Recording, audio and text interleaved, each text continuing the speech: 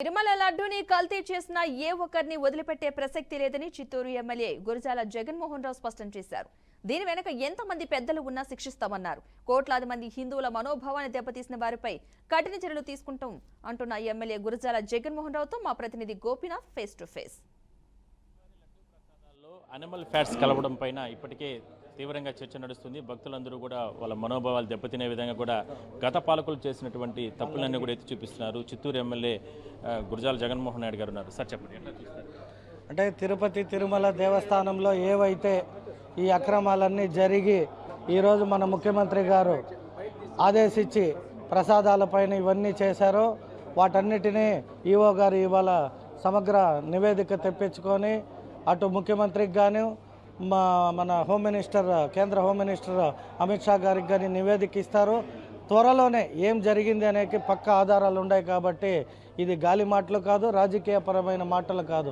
ఒక హిందూ దేవాలయంలో, అది కూడా కలియుగ దైవం, యావత్ ప్రపంచమంతా ఆయన దర్శనాలు కోరుకొని ఆయన సేవలో ఉండాలని భావించే హిందూ ధార్మిక తత్వంలో ఇటువంటివి జరిగినవి మేము ఏదో పొలిటికల్గా మాట్లాడడం కాదు.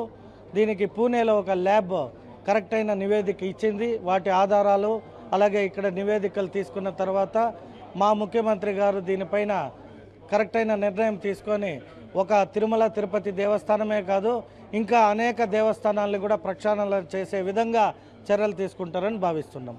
ఓకే సార్, మొత్తం మీద అంటే పూర్తి స్థాయిలో దీనిపైన ఎంక్వైరీ నడవాలి. ఎట్టి పరిస్థితుల్లో కూడా అది అంటే కైంకర్యాల విషయాల్లో కావచ్చు, లడ్డు ప్రసాదాల విషయాల్లో ఈ రకంగా చాలా రకాలుగా అంటే అనిమల్స్ ఫ్యాక్ట్స్ అనేది కలిసిన నేపథ్యంలో దీనిపైన పూర్తి స్థాయిలో అంటే విచారణ జరిపిన తర్వాత బాధితులపైన కఠిన చర్యలు తీసుకోవాలి. ఎందుకంటే గతంలో పనిచేసినటువంటి టీటీడీ ఈవో ధర్మారెడ్డికి, అదేవిధంగానే చైర్మన్లుగా పనిచేసిన వాళ్ళకందరికీ కూడా తెలిసే ఇవన్నీ జరిగాయి. దాదాపుగా 400 నుంచి 500 కోట్ల రూపాయల వరకు కూడా దీనిపైన అవినీతి జరిగిందంటూ కూడా ఇప్పటికే కూడా వార్తలు వస్తున్న నేపథ్యంలో దీనిపైన సమగ్ర విచారణ జరిపించాలనేది ప్రధానంగా ఎమ్మెల్యేలందరూ కూడా తిరుపతిలో డిమాండ్ చేస్తున్నారు. ఇదే విషయాన్ని మీడియా ముఖంగా కావచ్చు చెప్తున్నారు. చూద్దాం మరి ప్రభుత్వం ఎటువంటి చర్యలు తీసుకుంటుంది. ఇవాళ ఈ టీటీడీ ఈవో ఇప్పటికే దీనిపైన ఉన్నత స్థాయి సమావేశం నిర్వహించారు. అర్చకులు అంటే దానికి సంబంధించి లడ్డు ప్రసాదాల పోటులో పనిచేసేటటువంటి సిబ్బంది వాళ్ళందరితో కూడా సమావేశం నేపథ్యంలో గతంలో జరిగినటువంటి అక్రమాలు ఎంతవరకు జరిగాయి అనే దానిపైన పూర్తి స్థాయిలో ఆయన మొత్తం కూడా డేటా తీసుకుని విచారణ జరిపిన తర్వాత ఇవాళ సాయంత్రం రేపటి లోపల మరో నివేదిక ప్రభుత్వానికి కూడా